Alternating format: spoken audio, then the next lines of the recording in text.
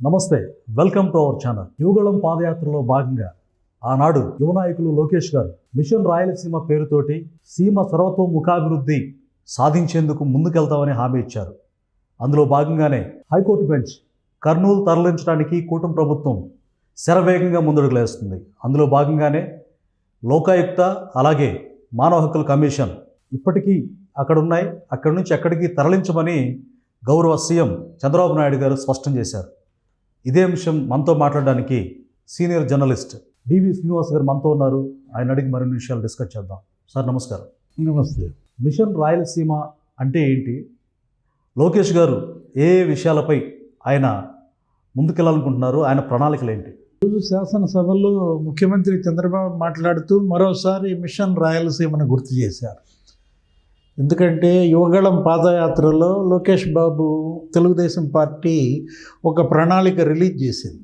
Machine Rayalaseema అనేటటువంటి ఒక ప్రణాళిక ఆయన ఆ పాదయాత్ర 119వ రోజు ఎప్పుడో ఆయన విడుదల చేశారు. కరెక్ట్గా లాస్ట్ ఇయర్ జూన్ 23న విడుదల చేసిన ప్రణాళికలో స్పష్టమైనటువంటి రాయలసీమ ఏ జిల్లాలో ఏ వనరులు ఉన్నాయి, అక్కడ ఉన్నటువంటి ప్రజలకు ఉన్నటువంటి నైపుణ్యాలు ఏంటి, వాటిని ఎలా ఉపయోగించాలి.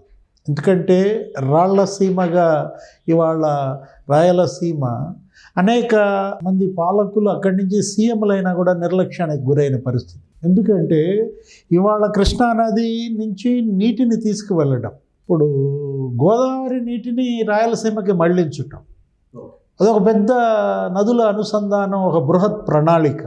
నిన్న కూడా ప్రకటించారు శాసనసభలో.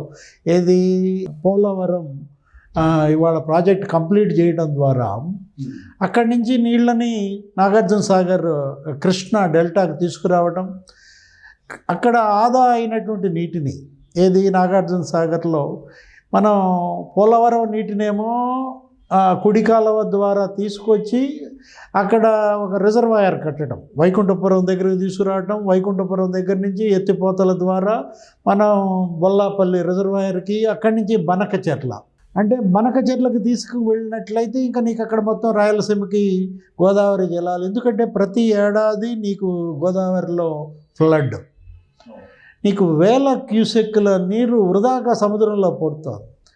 ఇప్పుడు మనది లోయెస్ట్ రైపేరియన్ స్టేట్గా, దిగువ రాష్ట్రంగా సముద్రంలో కలిసే ప్రతి నీటి చుక్కని వినియోగించుకునే హక్కు మనకుంది. బచావత్ ట్రిబ్యునల్ మనకి ఇచ్చినటువంటి నేపథ్యంలో ఈరోజు గోదావరి జలాలను గనక పెన్నాక్ గనక తీసుకొస్తే నదుల అనుసంధానం గేమ్ చేంజర్ అన్నారు. ఇప్పుడు రాయలసీమ మిషన్లో ఇప్పుడు అక్కడ ఉన్నటువంటి drip irrigation 90% subsidy Jaganmohan Reddy ఎత్తేసాడు. ఏది ఎస్సీ ఎస్టీలకి డ్రిప్ ఇరిగేషన్ 90% సబ్సిడీ ఉండేది. వాజ్పేయి హయాంలో ప్రధానిగా డ్రిప్ ఇరిగేషన్కి ఒక టాస్క్ ఫోర్స్ పెట్టారు. మైక్రో ఇరిగేషన్కి అప్పుడు సురేష్ ప్రభు, చంద్రబాబు ఆంధ్రప్రదేశ్ ముఖ్యమంత్రిగా సమైక్య రాష్ట్రంలో వాళ్ళు ఇచ్చిన ఆ టాస్క్ ఫోర్స్ రికమెండేషన్ల మేరకే ఇవాళ హార్టికల్చర్ హబ్గా రాయలసీమ మారింది. నీకేంటి బిందు సేద్యం, తుంపర సేద్యం, ఇవాళ స్ప్రింక్లర్ ఇరిగేషన్, ఈ డ్రిప్ ఇరిగేషన్, నీకు పండ్ల తోటల అభివృద్ధి. మరి వాళ్ళ రాయలసీమ నీకు ఆంధ్రప్రదేశ్లోనే తలసరి ఆదాయం అత్యధికంగా ఉన్న ప్రాంతం కడప జిల్లా వేముల. ఆ వేముల మండలంలో నీకు 3 లక్షల పైన తలసరి ఆదాయం. అంటే ఇవాళ అదేంటి, దేనివల్ల సాధ్యమైంది? ఈ పండ్ల తోటల అభివృద్ధి. ఇవాళ హార్టికల్చర్, నీకు అక్కడ బనానా సాగు కానీ లేకపోతే మామిడి, చిత్తూరు జిల్లాకి ప్రసిద్ధి చెందినటువంటి ప్రాంతం, అక్కడ దానిమ్మ. ఎందుకంటే ఖండగల నేల, ఆ నేలకు గనక నీటిని తీసుకురాగలిగినట్లయితే నీకు కనక వర్షం కురుస్తుందన్నమాట. అదే కాదు, పర్యాటక ప్రాంతంగా రాయలసీమను అభివృద్ధి చేస్తామనేది ఆ రోజు రాయలసీమ మిషన్లో ఇచ్చింది. ఎకో టూరిజం, టెంపుల్ టూరిజం, మరోవైపు గ్రీన్ ఎనర్జీ, ఏది సోలార్ పవర్ ప్లాంట్లు కానీ విండ్ పవర్ ప్లాంట్లు కానీ. ఇప్పుడు ఈరోజు రిలయన్స్ నీకు 500 బయోగ్యాస్ కంప్రెస్డ్ యూనిట్స్, మొత్తం దేశంలో రిలయన్స్ ముఖేష్ అంబానీ 1500 బీసీజీ ప్లాంట్లు పెడతానంటే అందులో 500 ఎక్కడ? ఆంధ్రప్రదేశ్కి ఆయన మొన్న ఎంఓయూ కూడా చేసుకున్నటువంటి పరిస్థితి అన్నమాట.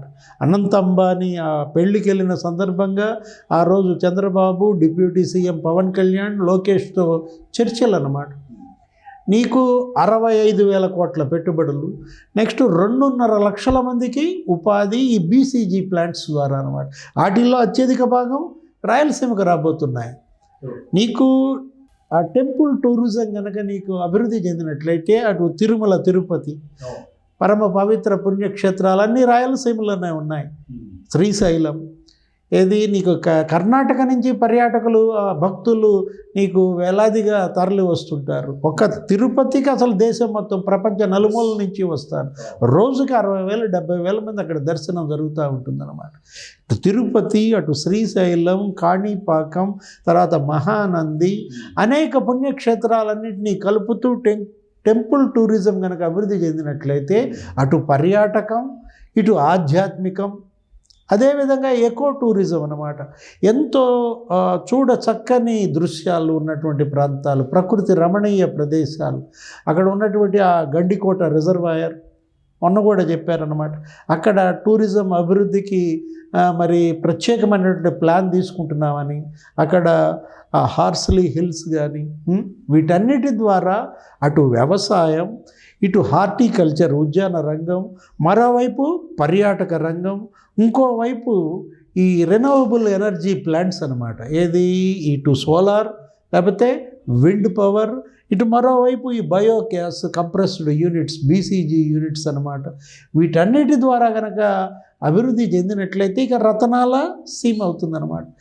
ఇవాళ మిషన్ రాయలసీమలో ఆ రోజు యువగళం పాదయాత్రలో లోకేష్ ఇచ్చినటువంటి ప్రతి హామీ నెరవేరుస్తామన్నటువంటి నేపథ్యంలో అదేంటి 9 జిల్లాలు. ఇవాళ విస్తీర్ణంలో ఆంధ్రప్రదేశ్లో రాయలసీమ నీకు 42% విస్తీర్ణం, 42% నీకు భౌగోళిక విస్తీర్ణం ఉందన్నమాట. నీకు ఉన్నటువంటి నీకు 5 కోట్ల జనాభా ఇవాళ ఆంధ్రప్రదేశ్లో నీకు 1,80,00,000 అంటే 2 కోట్లు అక్కడే జనాభా. ఎక్కడ? రాయలసీమలో. అటు మానవ వనరులు, ఇటు ఖనిజ వనరులు, మరోవైపు నీకు హార్టికల్చర్. నీకు అందుకే అన్నదన్నమాట, ఏది రాళ్ల సీమ కాదు ఇది, రత్నాల సీమ. ఎంతోమంది ముఖ్యమంత్రులను ఇచ్చింది రాయలసీమ. నీలం సంజీవరెడ్డి రాష్ట్రపతిగా పనిచేశారు. ప్రధాని పివి నరసింహారావు అక్కడి నుంచి ఎలక్ట్ అయ్యి గెలిచారు. ఎక్కడ? నంద్యాల నుంచి. అసలు ఈ ముఖ్యమంత్రులంతా అక్కడి నుంచే వచ్చారు. దామోదరం సంజీవయ్య ఏంటి, సంజీవరెడ్డి ఏంటి, ఆ తర్వాత ఈయనెవరు, మన రాజశేఖర రెడ్డి కావచ్చు. అసలు ఎన్టీ రామారావు ఎలక్ట్ అయింది కూడా హిందూపురం నుంచే. ఆయన గుడివాడ తన సొంత నియోజకవర్గాన్ని వదిలేసి రాయలసీమ దత్తపుత్రుడుగా మనం చూసాం. ఏది అసలు ఆ హిందూపూర్ని నీకు అసలు అది నందమూరి పూర్ అంటారు. అవును, బాలకృష్ణ గారు కూడా అక్కడి నుంచే ప్రాతినిధ్యం. ఇప్పుడు ఇవాళ తెలుగు గంగ, ఆ తెలుగు గంగ తీసుకురావడం ద్వారా ఎన్టీఆర్ ఈ వ్యవసాయంగా హార్టికల్చర్ పరంగా ఇవాళ కర్నూలు, కడప, మరి చిత్తూరు, అనంతపురం ఇంత ఈ మేర అభివృద్ధి చెందిందంటే ఆనాడు ఎన్టీ రామారావు ముఖ్యమంత్రిగా, ప్రధాని ఇందిరాగాంధీ, తమిళనాడు ముఖ్యమంత్రి ఎంజీఆర్ ఆ తీసుకొచ్చినటువంటి తెలుగు గంగ ప్రాజెక్ట్ ఇవాళ వీటన్నిటికీ కూడా నీకు పునాదిగా చెప్పుకోవాలన్నమాట. ఎన్టీఆర్ మానస పుత్రికలు ఇవన్నీ కూడా. ఏది? Handri Neeva project, Galeru Nagari project, HNSS లేకపోతే జిఎన్ఎస్ఎస్, ఇవన్నీ కూడా ఏది? ఆ ప్రాజెక్టులన్నీ కూడా తెలుగుదేశం ముందు, తెలుగుదేశం తరువాత ఇలా చూడాలా రాయలసీమ అభివృద్ధిని, ఇలా రాయాలా రాయలసీమ చరిత్రని భవిష్యత్ తరాలు. తెలుగుదేశం పార్టీ ఏర్పాటుకు ముందు రాయలసీమ ఎలా ఉంది, తెలుగుదేశం పార్టీ ఏర్పడిన తర్వాత రాయలసీమ ఎలా ఉంది. ఎంతోమంది ముఖ్యమంత్రులు ఇక్కడ మరి రాయలసీమ నుంచి వచ్చి ముఖ్యమంత్రులు అయినా కూడా ఆ రాయలసీమ వెనుకబాటు ఇవాళ అక్కడ అనేక రకాలైన ఉద్యమాలకు కూడా గతంలో కారణమైంది. ఇప్పుడు కూడా ఏదో 3 రాజధానులు చేస్తానని జగన్మోహన్ రెడ్డి జనాన్ని మోసం చేసి 3 ముక్కలాట చేసి అటు అమరావతిని చంపేయాలని చూశాడు, అటు విశాఖపట్నంలో పరిపాలన రాజధాని పెడుతున్నానని చెప్పి అక్కడ అసలు ఏమీ అభివృద్ధి చేయకుండా ఏదో ఋషికొండ అక్కడ గుండు కొట్టి దానికి 500 కోట్లు దానిలో బూడిదలో పోసిన పన్నీరు చేశాడు. కర్నూలు న్యాయ రాజధాని చేస్తానని వరగబెట్టిందేమీ లేకపోగా నిన్న ముఖ్యమంత్రి చేసినటువంటి ఆ హైకోర్టు బెంచ్ కర్నూలులో పెడుతున్నాను అనే దాన్ని రెచ్చగొట్టి మళ్ళా అక్కడేదో ఆందోళనలు రేకెత్తించడం కోసం కుట్ర పన్నాడు. దానికి ఇవాళ కౌంటర్గానే శాసనసభలో చంద్రబాబు ఈ ప్రకటన హైకోర్టు బెంచ్ పెట్టడమే కాదు, అక్కడ జగన్మోహన్ రెడ్డి హయాంలో గతంలో వచ్చిన లోకాయుక్త కానీ లేకపోతే స్టేట్ హ్యూమన్ రైట్స్ కమిషన్ ఆ ట్రిబ్యునల్స్ ఏవైతే వచ్చావో ఆ ట్రిబ్యునల్స్ అన్నీ కూడా అక్కడే ఉంటాయి. వాటిని మళ్ళీ అమరావతికో విశాఖకో వేరే చోటకో తరలించే ప్రసక్తే లేదని ఒక స్పష్టమైన ప్రకటన ఈరోజు ముఖ్యమంత్రి చంద్రబాబు చేశాడంటే, ఆ ప్రకటన చేస్తూనే రాయలసీమ మిషన్లో ఆ రోజు యువగళంలో లోకేష్ ఇచ్చిన ప్రతి హామీ నెరవేరుస్తానని ఆయన మరోసారి చెప్పారు. రైట్, మీరు అన్నట్టుగానే ఎక్కువ మంది ముఖ్యమంత్రులు సీమ ప్రాంతాల నుంచే వచ్చారు. ప్రస్తుతం ఉన్న ముఖ్యమంత్రి గారు చంద్రబాబు నాయుడు గారు కూడా రాయలసీమ బిడ్డే. అయితే అంటే కంప్లీట్గా ఇప్పటికీ కరువు ప్రాంతంగానే సీమని మనం చూస్తూ ఉన్నాం. అయితే అభివృద్ధి చెందాలంటే రాయలసీమ మీరు అన్నట్టుగా రత్నాల సీమ కావాలంటే ఎలాంటి కఠిన నిర్ణయాలు తీసుకోవాలి, ఎలాంటి ప్రణాళికలు అవసరమై ఉంటాయి? నదుల అనుసంధానం గేమ్ చేంజర్ అన్నారు. ఇవాళ ఏంటంటే గోదావరి నీళ్ళని అటు ఉత్తరాంధ్ర తీసుకువెళ్ళడం, అక్కడ ఉత్తరాంధ్ర సుజల స్రవంతికి కలపటం, అక్కడ నాగావళి, వంశధార వాటన్నిటిని కూడా వీటిని ఏంటంటే గతంలో కూడా పంచ నదుల మహాసంగమం అన్నారు చంద్రబాబు. ఎప్పుడు 2014-19లో ఆయన ముఖ్యమంత్రిగా ఉన్నప్పుడు కూడా అటు వంశధార, నాగావళి, గోదావరి, కృష్ణ, పెన్న ఈ 5 నదులని సంగమం చేయటం, అదే నదుల అనుసంధానం. ఇది వాజ్పేయి ఆలోచన. అప్పుడు ఆయన ప్రధానిగా వాజ్పేయి, ఈయన ఉమ్మడి రాష్ట్ర సీఎంగా ఉన్నప్పుడు అప్పుడే ఈ రివర్ లింకేజ్ కోసం స్పష్టమైనటువంటి ప్రణాళికలు తీసుకున్నారు. నితిన్ గడ్కరీ అనేక సందర్భాల్లో దీని గురించే మాట్లాడారు. ఇప్పుడు ఈ ప్రధాని మోడీ 3.0, ఇక్కడ చంద్రబాబు 4.0.